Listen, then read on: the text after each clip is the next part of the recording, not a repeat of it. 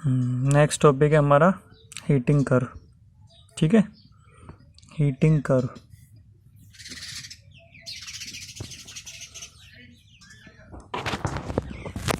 Heating curve, ठीक है।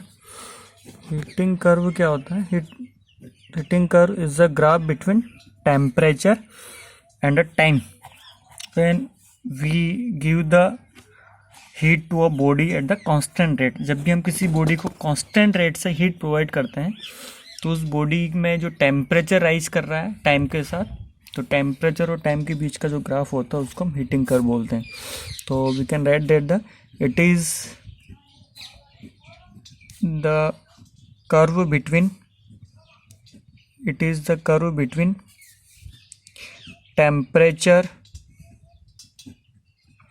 temperature of a body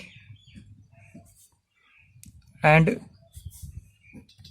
time when a given mass of a body is supplied to heat at constant rate। जब भी हम किसी body को, कोई भी बॉडी है, ठीक है, इस बॉडी को हम हीट सप्लाई कर रहे हैं, हीट सप्लाई करने से इसका टेम्परेचर है, डेल्टा टेम्परेचर है, वो राइज करेगा। तो ये टेम्परेचर का जो टाइम के साथ ग्राफ है, ठीक है, उसी को हम हीटिंग कर्व बोल रहे हैं। ठीक है, तो now we can plot the heating curve. This is the curve between temperature and time. ठीक है, वाई एक्सिस पर हमने टेम्परेचर को रखा है और एक्सिस पर हमने रखा है टाइम को। ठीक है, टाइम टी एंड टेम्परेचर। तो फर्स्ट ऑफ ऑल तो जैसे हम बॉडी को हीट प्रोवाइड करते हैं, ठीक है, इसमें हम स्टेप डिवाइड कर रहे हैं। फर्स्ट ऑफ ऑल हम बॉडी को हीट प्रोवाइड कर रहे हैं तो बॉडी का टेम्परेचर क्या करेगा? राइज करेगा। सपोज बॉडी हमारी सॉलिड है तो यहाँ पर अगर हम देखें तो इनिशियली बॉडी का जो टेम्परेचर है वो टेम्परेचर हमारा राइज करेगा। ठीक है, तो अगर हम देखें कि O2A में अगर हम हीट सप्लाई कर रहे हैं तो O2A सिंपल ये हीटिंग ऑफ सॉलिड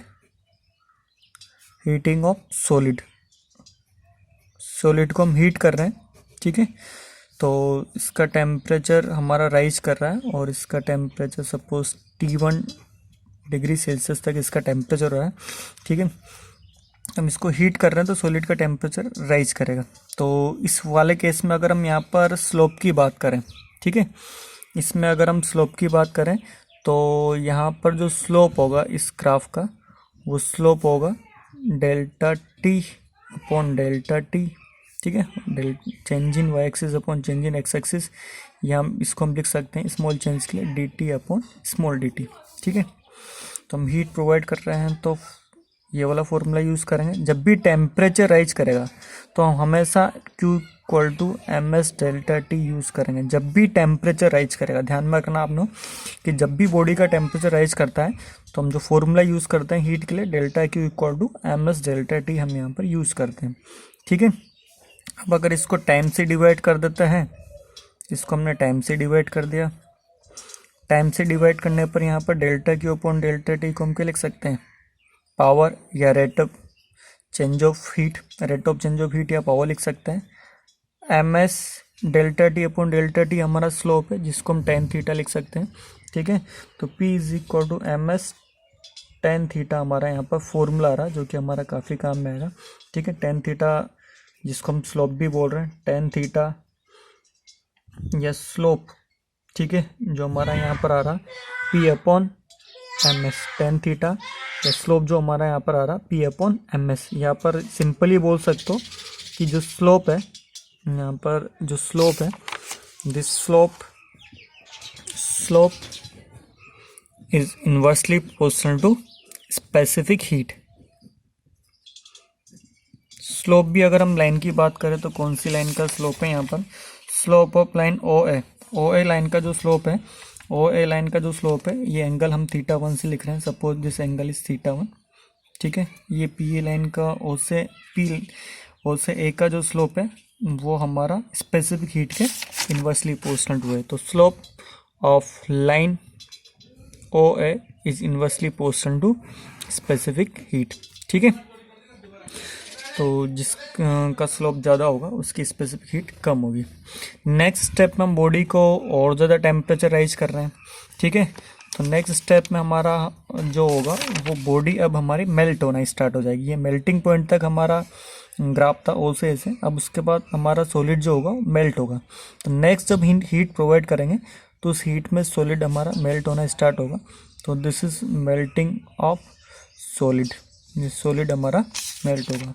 इस ग्राफ को हम ऐसे बी में रिप्रेजेंट कर रहे हैं। ठीक है, तो नेक्स्ट हमारा A to B. Now you can say this is a melting of solid. ठीक है, हमने मेल्टिंग पॉइंट तक सॉलिड को हीटअप किया है। मेल्टिंग पॉइंट तक हीटअप करने के बाद अब सॉलिड हमारा, उसके बाद अगर हम टेम्परेचर प्रोवाइड कर रहे हैं तो सॉलिड हमारा मेल्ट होगा। ठीक है, तो जब भी मेल्ट हो रहा है सॉलिड हमारा मेल्ट हो रहा है, इसका मतलब अब उसका फेज कन्वर्ट होगा। क्या चेंज होगा? इसका फेज कन्वर्ट होगा। तो फेज कन्वर्जन में हम हमेशा जो यूज़ करेंगे फॉर्मूला, ठीक है, वो जो फॉर्मूला यूज़ करेंगे फेज कन्वर्जन में हमेशा Q is equal to ml वाला फॉर्मूला आप यूज़ करोगे। ठीक है, ये हमेशा हमको ध्यान में रखना। जब भी फेज कन्वर्ज होगा formula Q equal to ml use होगा, और जब भी टेम्परेचर चेंज होगा हमारा फॉर्मूला जो यूज़ होगा Q equal to ms delta T use होगा। ठीक है, हीट को हम P इंटू डेल्टा T लिख सकते हैं, m into latent heat of fusion लिख सकते हैं। तो यहाँ से P जो हमारा कांस्टेंट है, ठीक है, P इज़ द कांस्टेंट। यहाँ पर भी P हमारा कांस्टेंट है क्योंकि इसमें अभी हमने जो P लिया, P इज़ द कांस्टेंट। क्यों कांस्टेंट है? क्योंकि हमने स्टार्टिंग में बोला हुआ कि given amount of given mass of body is supplied to heat at the constant rate. जो हम इसको हीट सप्लाई कर रहे हैं वो कांस्टेंट रेट से हम बॉडी को हीट सप्लाई कर रहे हैं। ठीक है, कांस्टेंट रेट से बॉडी को हम हीट सप्लाई कर रहे हैं, इसका मतलब तो rate of change of heat है या जो पावर है वो हमारा सेम है। ठीक है, अब तो यहाँ पर P जो हमारा rate of change of heat या पावर सेम है, तो यहाँ पर सिंपली लिख सकते हैं कि latent heat of fusion is directly proportional to delta T। Delta T can be written as length of line AB, AB line की लेंथ। ठीक है, this is the simply length of line OB, क्योंकि ये delta T हमारा एक तरह से time axis है। ठीक है, दैट्स चेंजिंग टाइम एक्सिस है डेल्टा T। तो जितना ज़्यादा हमारा लेटेंट हीट ऑफ फ्यूजन होगा सॉलिड का, उतना ही ज़्यादा इस लाइन की लेंथ होगी। ठीक है, तो length is depend on the latent heat of fusion. इस केस में अगर हम इसका स्लोप की बात करें तो slope is inversely proportional to tan theta, और अगर लाइन हमारा स्ट्रेट लाइन है तो एंगल हमारा 0 होगा। तो स्लोप यहाँ पर जो हमको देता है वो slope is inversely proportional to हमारा जो slope inversely proportional to specific heat, हम बोल सकते हैं specific heat is inversely proportional to slope या tan थीटा। तो tan 0 that is approx equal to infinity. tan 0 0 होता है और 1/0 हमारा इन्फिनिटी हो गया। ठीक है, तो स्पेसिफिक हीट होगी इस रीजन में जो सॉलिड की वो इन्फिनिटी होगी जब सॉलिड हमारा मेल्ट हो रहा है।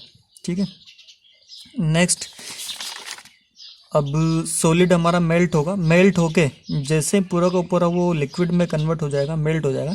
देन अगर हम इसको हीट कंटिन्यूसली हम यहाँ पर हीट उसको प्रोवाइड कर रहे हैं तो अब उसका टेम्परेचर इंक्रीज होगा।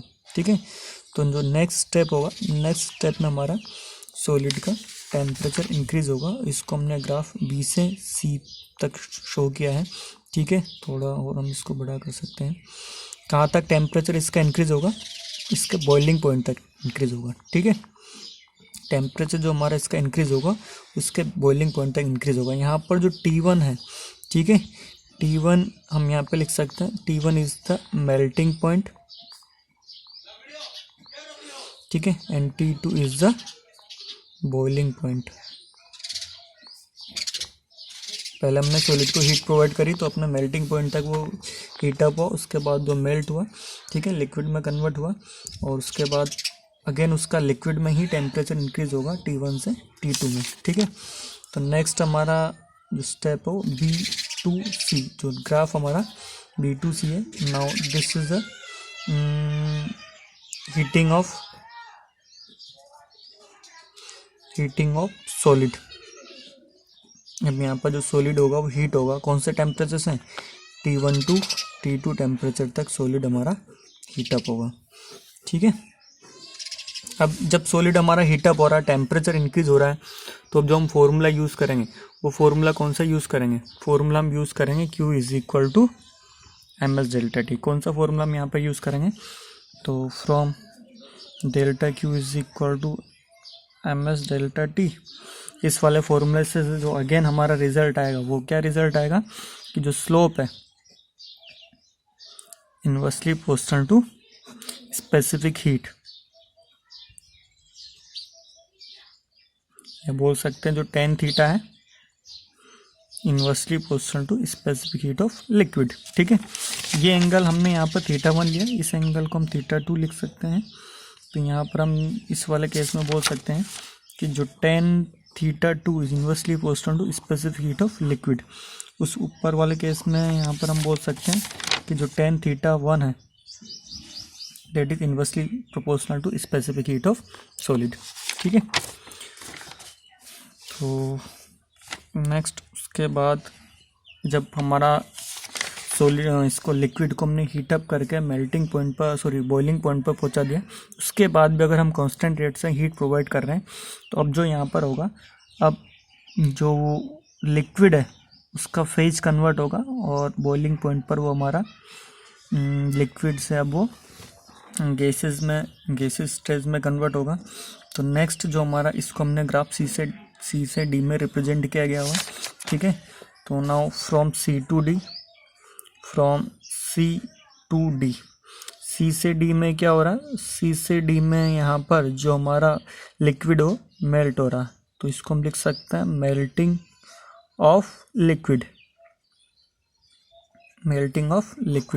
ठीक है। मेल्टिंग ऑफ लिक्विड भी कौन से टेम्परेचर पर, T2 टेम्परेचर पर ये मेल्ट हो रहा है, ठीक है। जब ये मेल्ट हो रहा है तो उसके लिए हम डायरेक्ट वही फॉर्मूला यूज़ करेंगे कि यहाँ पर latent heat of fusion is directly proportional to delta T या directly proportional to length of line CD।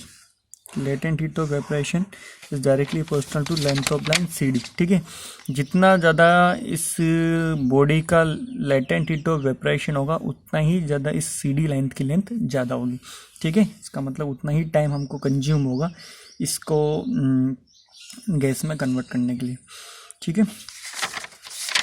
Now अब उसके बाद जैसे ही ये हमारा लिक्विड गैस में कन्वर्ट हो गया, अब अगेन हम इसको हीट कंटिन्यूसली कांस्टेंट रेट से प्रोवाइड कर रहे हैं, तो अब क्या होगा, तो अब ये गैस में ही इसका टेम्परेचर इंक्रीज होगा, ठीक है। गैसेस स्टेज में इसका टेम्परेचर कंटिन्यूसली इंक्रीज होगा।